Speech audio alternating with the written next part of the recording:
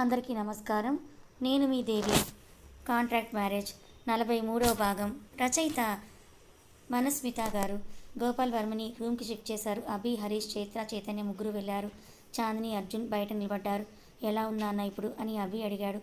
బాగానే ఉందని గోపాల్ తలూపాడు. అమ్మ ఎక్కడా అని చాలా మెల్లగా కష్టంగా అడిగాడు. అమ్మకు కొంచెం బీపీ హై అయింది, అందుకే ఇంజెక్షన్ ఇచ్చారు, రెస్ట్ తీసుకుంటోంది, డాక్టర్స్ పర్లేదన్నారు. అందరినీ చూశాడు. వసు, అర్జున్, చాందిని ముగ్గురు లేరు. కోడలు ఎక్కడా అని మళ్ళీ మెల్లిగా అడిగాడు. వసు అలసిపోయింది, ఇప్పుడే ఇంటికి పంపించాం, రెస్ట్ తీసుకుంటోందని అబద్ధం చెప్పాడు. అర్జున్, చందు ఎక్కడా అని అడిగాడు. అభి ఏం మాట్లాడలేదు. బయటున్నారు తాతయ్య అని చైత్ర చెప్పింది. నేను వాళ్ళని చూడాలి.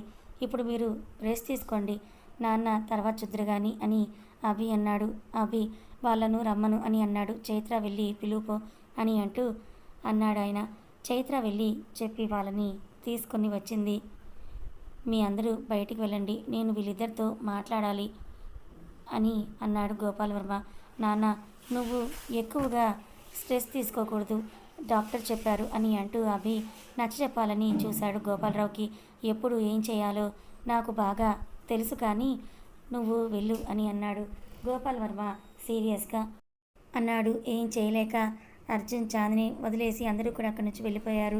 అర్జున్, చాందిని ఇద్దరు తల కిందకేసి సారీ తాతయ్య అని అన్నారు. తల పైకి ఎత్తండి అని అన్నాడు. అయినా కూడా లేపలేదు. మీరు తలదించుకునే తప్పేం చేయలేదు, ఎత్తండి అని అన్నాడు. అప్పుడు ఇద్దరు చూశారు. మా వల్లనే మీకు ఇలా జరిగింది తాతయ్య అని అర్జున్ అన్నాడు. కాదు నాన్న, ఇదంతా దేవుడు రాత, జరగాలని ఉంది, జరిగిందంతే అని అన్నాడు.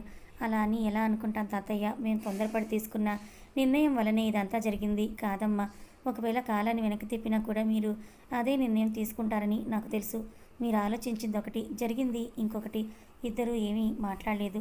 మీ అమ్మకి ఇప్పుడు ఎలా ఉంది అర్జున్ అని అడిగాడు. అమ్మ బాగానే ఉంది తాతయ్య, ఇంట్లో రెస్ట్ తీసుకుంటోందని అర్జున్ అబద్ధం చెప్పాడు.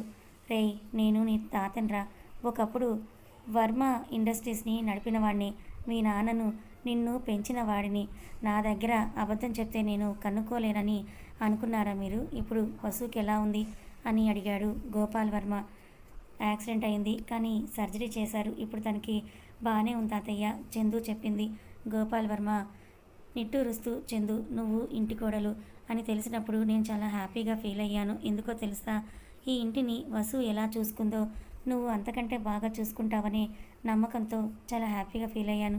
ఆ నమ్మకం ఎప్పటికీ పోదు తల్లి, ఇప్పటికీ నువ్వన్నీ సరిచేయగలవని నేను నమ్ముతున్నాను. అభి బాగానే కోప్పడి ఉంటాడుగా, వాడి కోపం గురించి మీరు బాధపడకండి. వసు అంటే వాడికున్న ఇష్టం వల్ల మీ మీద కోపం వచ్చిందంతే, మాకు తెలుసు తాతయ్య. డాడ్ ప్లేస్లో నేనున్నా కూడా అలాగే రియాక్ట్ అయ్యేవానని అర్జున్ అన్నాడు. జరిగిన దాని గురించి కాకుండా జరగాల్సిన దాని గురించి ఆలోచించండి. శత్రువు ఎప్పుడూ మన చుట్టుపక్కలే ఉండి మనల్ని గమనిస్తూ ఉంటాడు. ఆ విషయం మనం మర్చిపోతూ ఉంటాం. మేము ఊరికి వెళ్తున్నామనే విషయం మనకు తప్ప ఎవరికి తెలియదు. అది బయటికి ఎలా లీక్ అయింది, ఎవరి వల్ల లీక్ అయిందో ఆలోచించండి. శత్రువుని పట్టుకోవాలంటే మనం వాళ్ళ దారిలోకి వెళ్ళి ఆలోచించాలి. మనం వాళ్ళ ప్లేస్లో ఉంటే ఏం చేస్తాం, ఎలా ఇన్ఫర్మేషన్ని ఎవరి ద్వారా తెలుసుకుంటామో ఆలోచించండి చెప్పాడు. థ్యాంక్ యూ తాతయ్య, ఇప్పటి వరకు మేము ఇలా ఆలోచించలేదు. మీరేం కంగారు పడకండి, రెస్ట్ తీసుకోండి. మేము ఇద్దరం మీకు పాటిస్తున్నాం. మీరు డిశ్చార్జ్ అయ్యి వచ్చే వరకు వాళ్ళు ఎవరైనా సరే పట్టుకునే తీరుతామని చెప్పింది. గోపాల్ వర్మ తలూపి వాడి చెంపకి ఏదైనా క్రీమ్ రాయి, వాడి నాన్న కొట్టిన దెబ్బకి చెంప కందిపోయిందని చెప్పి పడుకున్నాడు. గోపాల్ వర్మకి డౌట్ ఎలా వచ్చింది, అప్పుడు ఇద్దరికి అర్థమైంది. ఇద్దరు బయటకు వెళ్ళారు. తాతయ్యకి మామ్ గురించి ఆల్రెడీ తెలిసిపోయింది. అడిగితే నిజం చెప్పాం, బాగానే ఉంది అని కూడా చెప్పాం. ఆయన రెస్ట్ తీసుకుంటున్నారు, మాకు పని ఉంది, మళ్ళీ వస్తాం అని అర్జున్ చెప్పి చాందిని తీసుకొని అక్కడి నుంచి వెళ్ళిపోయాడు. అభిమన్యు వెళ్తున్న వాళ్ళిద్దరిని చూస్తూ ఉన్నాడు. అర్జున్ని కొట్టడం తప్పే, కానీ ఆ టైంలో నా కోపాన్ని, బాధని కంట్రోల్ చేయలేకపోయాను అని అనుకున్నాడు. నయన్ ఆఫీసులో డీటెయిల్స్ అన్నీ కూడా చూస్తూ ఉన్నాడు. ఈ ప్రాపర్టీ కొనేటప్పుడు దీనిపై ఎవరు రిజిస్ట్రేషన్ చేయించుకున్నారు లేదు కదా సార్ అని అడిగాడు. అవును నయన్, మేము 1-2 సార్లు కూడా చెక్ చేశాము. ఆ ప్రాపర్టీ ఎవరూ కూడా రిజిస్ట్రేషన్ని చేయించలేదు. కానీ ఇప్పుడు ఎలా డాక్యుమెంట్స్ వచ్చాయో అదే అర్థం కావట్లేదని శివరామ్ అన్నాడు. 2 ఛాన్సెస్ ఉన్నాయి సార్. ఏంటి నయన్ అవి? ఒకటి, ఇదివరకే రిజిస్ట్రేషన్ చేయించి దాచిపెట్టి ఉండాలి, లేకపోతే తర్వాత రిజిస్ట్రేషన్ చేయించి డేట్ అయినా మార్పించి ఉండాలి. అవి ఒరిజినల్ డాక్యుమెంట్స్ కాబట్టే డేట్ మార్పించలేదు, ఇదివరకే రిజిస్ట్రేషన్ చేయించారని నా అనుమానం. అంటే కావాలని రిజిస్ట్రేషన్ చేయించిన విషయం దాచిపెట్టి సైట్లో పని మొదలయ్యాక ఇప్పుడు ఆపితే నష్టమని ఇప్పుడు చెప్తున్నారంటావా? ఎస్, వాళ్ళు ఖచ్చితంగా దొంగలే. కావాలని ఇదంతా వాళ్ళతో ఎవరో చేయించారని, అది ఎవరై ఉంటారో పక్కన పెడితే ఫస్ట్ ప్లేస్ రిజిస్ట్రేషన్ విషయం దాచిపెట్టారని మనం ప్రూవ్ చేయాలి. అప్పుడే వాళ్ళ సంగతి చూడొచ్చు. రిజిస్ట్రేషన్ ఆఫీస్లో మేడంకి తెలిసిన వాళ్ళు ఎవరైనా ఉన్నారేమో కనుక్కోమంటావా? ఇంత చిన్న దానికి మేడంని డిస్టర్బ్ చేయొద్దు సార్, నేను చూసుకుంటా అని అంటూ ఫోన్ చేశాడు. హలో, చిన్న హెల్ప్ కావాలరా అని ఫోన్లో ఉన్న వ్యక్తికి నయన్ జరిగిందంతా కూడా చెప్పాడు. సరేరా, నాకు 1 అవర్ టైం ఇవ్వు, నేను ప్రూఫ్స్ అన్నీ కూడా కలెక్ట్ చేసి నీకు పంపిస్తాను అని అంటూ అవతల వ్యక్తి చెప్పాడు. ఓకేరా, థ్యాంక్స్ రా, బాయ్ అని అంటూ నయన్ ఫోన్ పెట్టేశాడు. అర్జున్, చాందిని ఇద్దరు చాందిని ఆఫీస్కి వచ్చారు. వీళ్ళని చూడగానే నయన్ లేచి నిలబడి, ఇప్పుడు ఎలా ఉంది మ్యామ్ తాతయ్యకి, ఆంటీకి అని అడిగాడు. తాతయ్యకి పర్లేదు, అత్తయ్య ఇంకా స్పృహలోకి రాలేదు. నీకు చెప్పిన పని ఎంతవరకు వచ్చింది? ఒక 1 అవర్లో మనకు కావాల్సిన డీటెయిల్స్ అన్నీ వచ్చేస్తాయి మ్యామ్ అని అన్నాడు. ఓకే, నేను రిసెప్షన్ రోజు సీసీటీవీ ఫుటేజ్ తెప్పించాను, ఈసారి క్లియర్గా చూద్దామని అందరూ కూర్చున్నారు. ల్యాప్టాప్లో ప్లే అవుతోంది. అనుమానాస్పదంగా ఏమీ లేదు, అంతా నార్మల్గానే ఉంది. 1 మినిట్ అని అర్జున్ అన్నాడు. ఏమైంది అర్జున్? ఒకసారి ఫుటేజ్లో టైం చూడు. 7:30 నుంచి 7:35కి జంప్ అయింది. మధ్యలో 5 మినిట్స్ ఫుటేజ్ ఎటో పోయింది అని అడిగాడు. అప్పుడు అందరూ క్లియర్గా చూశారు. ఎస్, 5 మినిట్స్ డిలీట్ చేశారు. నయన్ వెంటనే ఆ ఫుటేజ్ నాకు కావాలి అని చెప్పింది. ఎస్ మ్యామ్ అని అంటూ ఆ ల్యాప్టాప్ తీసుకొని ఏవేవో సాఫ్ట్వేర్స్ అన్నీ కూడా డౌన్లోడ్ చేసి కోడ్ని కొట్టి ట్రై చేస్తూ ఉన్నాడు. ఫస్ట్ టైం మనం సరిగ్గా గమనించలేదు. ఫుటేజ్లో డౌట్గా ఎవరైనా ఉన్నారేమోనని మనం చూస్తున్నామే కానీ టైమింగ్ మిస్ అయిందనే సంగతి మనం అసలు గుర్తించలేదు అని అర్జున్ అన్నాడు. ఎస్, మనం ఎక్కడో మిస్ అవుతున్నామని నేను అందుకే చెప్పాను. ఎవరైనా కానీ వాళ్ళు నా చేతికి దొరకాలి, అప్పుడు చెప్తాను వాళ్ళ పని అనుకుంది. మ్యామ్, ఫుటేజ్ దొరికింది, డౌన్లోడ్ అవుతుందని నయన్ చెప్పాడు. అందరూ టెన్షన్గా చూస్తున్నారు. ఎవరో వెయిటర్ గెటప్లో ఒక ఆమె, ఒక 45 ఇయర్స్ ఉంటాయి. ఆ రోజు చాందిని వాళ్ళు తినే డిజర్ట్లో ఏదో కలుపుతోంది. ఫేస్ ఇంకా రివీల్ కాలేదు. కెమెరా కటువైపు ఉంది. అసలు ఎవరికి తెలియకుండా ఈమె లోపలికి ఎలా వచ్చింది? అంత సులభంగా ఎలా అందులో పాయిజన్ కలుపుతోందని శివరాం అన్నాడు. డెఫినెట్లీ పార్టీలో ఎవరో ఆమెకి హెల్ప్ చేశారని నయన్ అన్నాడు. ఫేస్ ఇటు తిప్పుతుందా అని చూస్తూ ఉన్నారు. ఆమె జాగ్రత్తగా తన ఫేస్ని రివీల్ చేయకుండా అట్నుంచి అటే ఫేస్ని కెమెరా వైపు తిప్పకుండా గుంపులో కలిసిపోయింది. కానీ విచిత్రం ఏంటంటే మళ్ళీ ఫుటేజ్లో ఎక్కడా కూడా ఆమె అసలు కనపడలేదు. అసలు ఏంటిదంతా కన్ఫ్యూజన్గా ఉంది. ఈమె ఎక్కడ మాయమైపోయింది అని నయన్ అన్నాడు. గోపాల్ వర్మ చెప్పిన మాటలు గుర్తు తెచ్చుకొని మళ్ళీ రివైండ్ చేయి అని అంది చాందిని. మళ్ళీ చూశాడు నయన్. అందరూ కలిసి ఒక 3 టైమ్స్ చూశారు. ఆమె చెయ్యిపై ఏదో పచ్చబొట్టు ఉంది చూసారా అని అంది. అదేదో స్నేక్ టాటూ లాగా ఉంది అని అర్జున్ అన్నాడు. ఇప్పుడు అదొక్కటే మన దగ్గర ఉన్న క్లూ. ఆమె ఫేస్ కనపడలేదంటే గెటప్ మార్చిందని అర్థం. ఇప్పుడు టాటూ ఉన్న వాళ్ళని పట్టుకోవడం తప్ప ఏం చేయలేం. నయన్, ఆమె చెయ్యి టాటూ ఫ్రీజ్ చేసి జూమ్ చేయి అని చెప్పింది. నయన్ అలాగే చేశాడు. దాని పిక్ తీసింది. 45 ఇయర్స్ ఉన్న ఒక మహిళ ఇందులో మన మెయిన్ సస్పెక్ట్. కానీ ఆమెనే చేసిందా, వేరే ఎవరైనా ఆమెతో చేయించారనేది తెలియాలి అన్నాడు Arjun. Yes, let's find out. అప్పుడే నయన్కి కాల్ వచ్చింది. నయన్, నీ మెయిల్ కొన్ని డీటెయిల్స్ పంపించాను, చెక్ చేసుకో అని తన ఫ్రెండ్ చెప్పాడు. థ్యాంక్స్ రా, నేను మళ్ళీ కాల్ చేస్తాను పెట్టేశాడు. మ్యామ్, డీటెయిల్స్ దొరికాయి, చూస్తే మీకు ఏమైనా తెలుస్తుందేమో అని అన్నాడు. చాందిని తలూపింది. వెంటనే నయన్ మెయిల్ ఓపెన్ చేశాడు. వీడియోస్ ఓపెన్ చేసి చూశాడు. రిజిస్ట్రేషన్ ఆఫీస్లో వాళ్ళు రిజిస్ట్రేషన్ చేయించిన వీడియో అది చాందిని వాళ్ళు రిజిస్ట్రేషన్ చేయించక ముందే చేయించినట్టుగా ఉన్నది. వాళ్ళు ముందే చేయించారు కానీ సైట్లో పని స్టార్ట్ అయ్యి సగం అయ్యే వరకు మన దగ్గరికి రాలేదు అని శివరాం అన్నాడు. నయన్, నీకు తెలుసు కదా ఏం చేయాలో అని చాందిని సీరియస్గా అన్నది. మీరు మర్చిపోండి మ్యామ్, వాడు మిమ్మల్ని బెదిరించాడు కదా, వాడితో నిజం ఎలా చెప్పించాలో నాకు తెలుసు. రేపు మీకు డీటెయిల్స్ ఇన్ఫామ్ చేస్తానని చెప్పాడు. సరే అర్జున్, మనం హాస్పిటల్కి వెళ్దాం పదా అని అన్నది. ఇద్దరూ కలిసి హాస్పిటల్కి బయలుదేరారు. దారిలో చందు అలసిపోయి పడుకుంది. చాందిని చూసి, నిన్ను పెళ్లి చేసుకొని హ్యాపీ లైఫ్ ఇద్దాం అనుకున్నా కానీ ఇలా ఎందుకు అవుతుంది? నీకు ఏ సమస్య రానివ్వకుండా చూసుకుంటానని మాటిచ్చాను కానీ మాట నిలబెట్టుకోవడంలో ఫెయిల్ అయ్యాను. అందుకే ఒక్కోసారి ఏది కూడా మన చేతుల్లో ఉండదని అంటారు, అది నిజం అని ఇప్పుడు అర్థమవుతోంది. చందు, నీకు ఏమైనా అయితే మాత్రం నేను అసలు తట్టుకోలేని.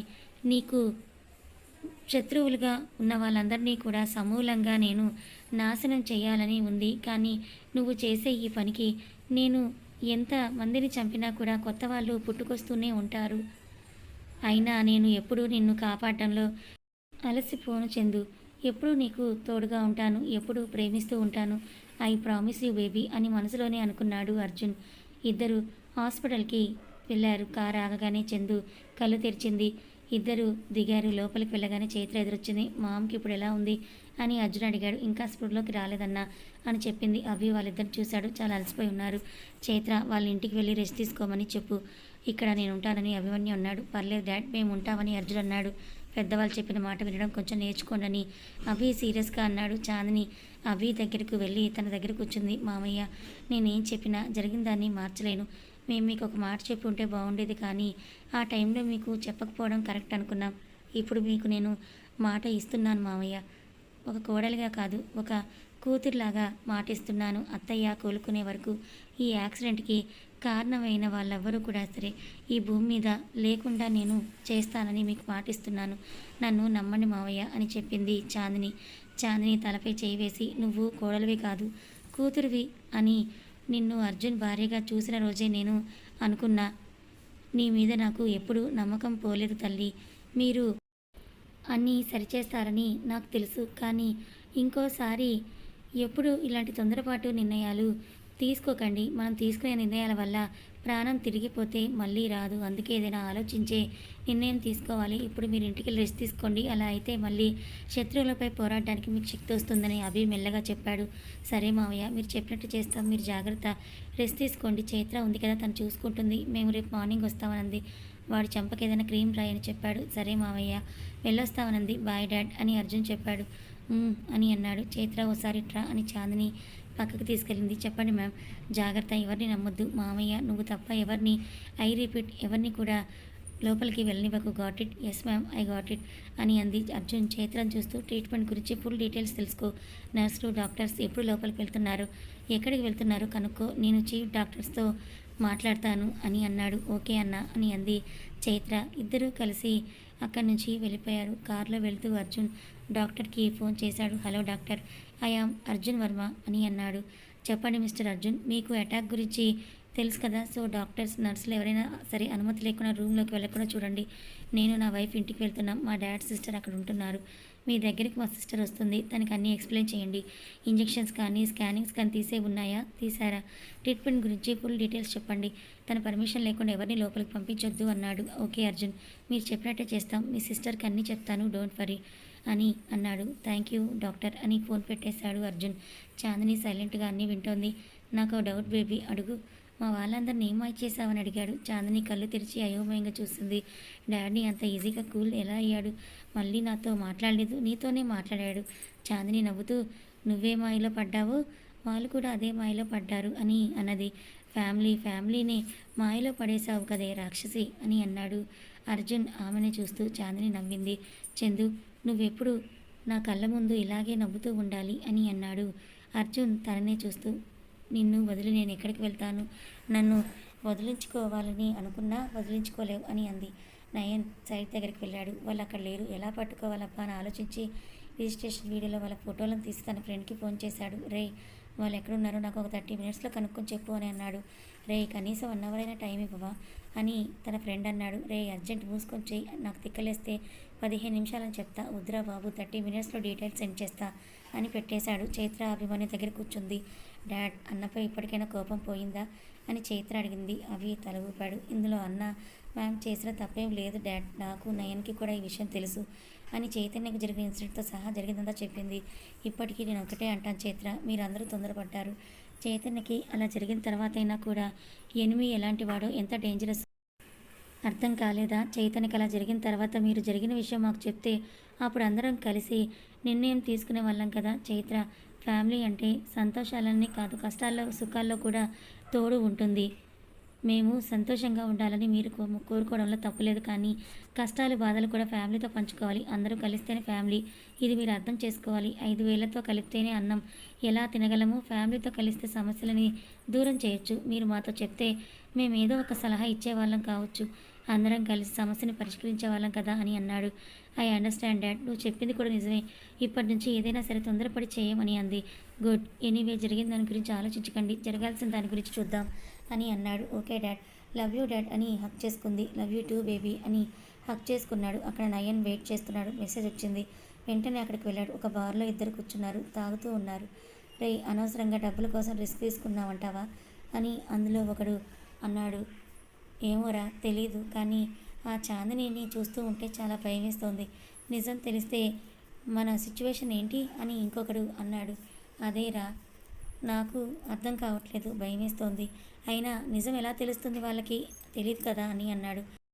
అచ్చా, నిజం తెలీదు అని అంత కాన్ఫిడెంట్గా ఉన్నారా అని అక్కడికి వచ్చిన నయన్ అన్నాడు. వెంటనే వాళ్ళు లేచి నిలబడ్డారు. ఏం మాట్లాడుతున్నారు మీరు, ఏ నిజం మాకు తెలీదు అని అన్నారు. అచ్చా అవునా అని అన్నాడు. నిజం సార్, మాకేం తెలియదని అన్నాడు. డాక్యుమెంట్స్ ముందు రిజిస్ట్రేషన్ చేయించి ఆ విషయం దాచిపెట్టి సైట్లో వర్క్ స్టార్ట్ అయ్యాకొచ్చి చాందిని మ్యామ్నే బెదిరిస్తారా మీరు? నిజంగా మీ గాడ్స్కి మెచ్చుకోవాలిరా. మ్యామ్ని అలా అని కూడా ఇంకా మీరు ఎందుకు బతుకున్నారో తెలుసా? మ్యామ్కి ఏది తెలుసుకోకుండా ఎవరికి హాని చేయడం ఇష్టం ఉండదు కాబట్టి అందుకే అక్కడ మీరు బ్రతికిపోయారు. ఇప్పుడు నిజం తెలిసింది కదా, మీ ఫేట్ ఎలా ఉంటుందో ఇమాజిన్ కూడా చేయలేరని వాళ్ళ చెరో చెంపపై కొట్టాడు. ఏంటి కొడుతున్నారు? పోలీసులకు చెప్తాం మేము. అచ్చా ఓకే, ఫోన్ చేయి, నేను ఇక్కడే కూర్చుంటా. వచ్చాక నా దగ్గర ఉన్న వీడియోని చూపెడతా, అప్పుడు ఎవరిని తీసుకెళ్తారో చూద్దాం అని అన్నాడు. సార్ మాకు ఏం తెలీదు, మమ్మల్ని వదిలేయండి సార్ అని అంటూ బ్రతిమలాడారు వాళ్ళిద్దరూ కూడా. అబ్బా ఏం యాక్టింగ్ చేస్తున్నారా అని అన్నాడు నయన్. నిజం సార్, మాకైతే ఏమీ తెలియదు అని అక్కడి నుంచి పారిపోతుంటే ఇద్దరు బాడీగార్డ్స్ వచ్చి వాళ్ళని పట్టుకున్నారు. ఆ ఇద్దరిని తీసుకురండి అని నయన్ అక్కడి నుంచి వెళ్ళాడు. అర్జున్, చాందిని ఇద్దరు ఇంటికి వెళ్ళి ఫ్రెష్ అయ్యి బెడ్పై పడుకున్నారు. బేబీ ఎక్కువగా ఆలోచించుకు, రేపటికి ప్రాబ్లం సాల్వ్ అవుతుంది. ఒకవేళ అవ్వకపోయినా ఏదో ఒక క్లూ దొరుకుతుందని అన్నాడు అర్జున్. నేను ఆలోచించేది అది కాదు అని అంది. తాతయ్య మామయ్య మనకు చెప్పిన విషయాల గురించి ఆలోచిస్తున్నా. నాకు అర్థమైంది నువ్వేం ఆలోచిస్తున్నావు. మన ఫస్ట్ నుంచి ఏ ప్రాబ్లం అయినా ఇండివిజువల్గానే సాల్వ్ చేసుకోవడం వల్ల ఫ్యామిలీతో చెప్పాలి, షేర్ చేసుకోవాలి, వాళ్ళ ఒపీనియన్ తీసుకోవాలనే విషయాన్ని మర్చిపోయామని అన్నాడు. అదే వాళ్ళు మనకు చెప్పాలనుకున్న విషయం సంతోషాలే కాదు, బాధలు కష్టాలు కూడా షేర్ చేసుకోవాలని అంది. ఇప్పుడు అర్థమైంది కదా, ఇంకోసారి అలాంటి తప్పు చేయకుండా ఉంటాం. ఎప్పుడైనా మూల్యం చెల్లించాల్సిందే కదా. ఎక్కువ మూల్యం చెల్లించాం, కాకపోతే మన అదృష్టం ఎక్కువ డ్యామేజ్ జరగలేదని అన్నాడు అర్జున్. అవును అని అర్జున్ని హక్ చేసుకుంది. అక్కడ ఇద్దరు నయన్ ముందు కట్టేస్తున్నారు. ఇప్పుడు చెప్పండిరా అని అంటూ అడిగాడు నయన్. ఏంటి సార్, ఏం చెప్పాలని అడిగారు. ఈరోజు కూరగాయల ధరలు ఎలా ఉన్నాయి? అవును, చికెన్ ధర ఎంత, ఎగ్స్ రేట్స్ ఎలా ఉన్నాయి? ఈ మధ్య పనిలో పడే సరిగ్గా తినక ఎలా చిక్కిపోయానో చూడండి. ఇటు పని, అటు నా బేబీ, ఏ విషయం కూడా సరిగ్గా చెప్పక నన్ను ఇబ్బంది పెడుతోంది. ఆ బెంగతో కూడా నేను సరిగ్గా తినటం లేదు. రోజు కిలో చికెన్ తినేవాడిని, ఇప్పుడు 900 గ్రామ్సే తింటున్నా తెలుసా అని చెప్పాడు. ఇద్దరు ఒకరి ఫేస్ ఒకరు చూసుకొని కన్ఫ్యూజ్ అయ్యారు. ఏం జరిగిందో, ఎవరు మీతో చేయించారో చెప్పండిరా. ఏం చెప్పాలి సార్ అని నన్నే అడుగుతున్నారా అని బెల్ట్ తీసుకొని కొట్టాడు. సార్ వద్దు సార్ అని అరిచారు. అరవండి, ఇంకా అరవండి. మీరు అరిస్తే నా చెవులకి అమృతం పోసినట్టుగా ఉంటుంది. చాలా రోజులయ్యింది నేను ఇలా టార్చర్ పెట్టక, ఇలా ఎవరు అరవక అని బెల్ట్తో కొడుతున్నాడు. సార్ చెప్తాను సార్ అని బ్రతిమలాడారు. సరే చెప్పండి, నాకు నిద్ర వస్తుంది, త్వరగా పడుకోవాలి. రాత్రంతా నిద్ర లేకపోతే నా గ్లామర్ దెబ్బతింటుంది. మళ్ళీ రేపు నా బేబీని నేను చూడాలి. ఈ రోజంతా మీలాంటి చెత్త విధవుల వల్ల తనని నేను చూడలేకపోయాను అని మళ్ళీ కోపంతో కొట్టాడు. సార్ ఆమె ఎవరో కూడా మేము ఎప్పుడూ చూడలేదు సార్. ఎప్పుడూ ఫోన్లోనే మాతో మాట్లాడుతూ ఉంటుంది. ఏం చేయాలో చెప్పేవారు. అయినా అలా చేస్తే చాలా డబ్బు వస్తుంది, లేకపోతే చంపేస్తానని బెదిరించారు సార్. అందుకే చేయాల్సి వచ్చింది. ఒరేయ్, అలా చేసినప్పుడు చాందిని మ్యామ్కి ఫస్టే చెప్తే మ్యామ్ చూసుకునేవారు కదా. ఈ ఐడియా కూడా మీకు రాలేదా? ఇద్దరు ఏం మాట్లాడలేదు. ఇలాంటి ఐడియాలు రావు. డబ్బులు వస్తాయంటే ఏ గడ్డి తినడానికైనా రెడీ అవుతారు కదా అని మళ్ళీ కొట్టాడు. ఇద్దరు సైలెంట్గా ఉన్నారు. ఆ నెంబర్ ఏదో చెప్పండి. ఒకసారి ఒక్కో నెంబర్తో చేశారు సార్. తర్వాత నెంబర్స్కి ఫోన్ చేస్తే ఫోన్ కలవలేదు సార్. ఒక్కసారి కూడా మీరు ఆవిడ్ని చూడలేదా? ఒక్కసారి కలిసాను సార్, కానీ ఫేస్ కనపడలేదు. కానీ హ్యాండ్పై మాత్రం ఏదో టాటూ ఉంది సార్. ఇదేనా, చూసి చెప్పండి అని తన దగ్గర ఉన్న టాటూ పిక్ చూపించాడు. కొంచెంసేపు చూసి అవును సార్, ఇలాగే ఉంటుంది అనుకుంటా అని అన్నాడు. ఇలాగే ఉందా, ఇదేనా అని గట్టిగా అడిగాడు. ఇదే సార్, ఇదే అని భయపడుతూ చెప్పారు. ఈ టాటూ మనిషి ఎవరై ఉంటారబ్బా అనే ఆలోచనలో పడ్డాడు నయన్. తెల్లవారింది. అర్జున్ చేతికి కాల్ చేశాడు. హలో అన్న, అంతా ఓకేనా అని అడిగాడు. యా ఫైన్ అన్న. డౌట్ఫుల్గా ఎవరో అయితే వెళ్ళలేదు అని అంది. మరి డాడ్ ఎలా ఉన్నారు అని అడిగాడు అర్జున్. కథ కొనసాగుతుంది. మరి ఈ కథ మీకు ఎలా అనిపించింది? నచ్చిందా? నచ్చితే లైక్ చేయండి, మరి కొంతమందికి షేర్ చేయండి. ఇలాంటి మరిన్ని మంచి కథల కోసం ఛానల్ని సబ్స్క్రైబ్ చేసుకోండి. Thank you.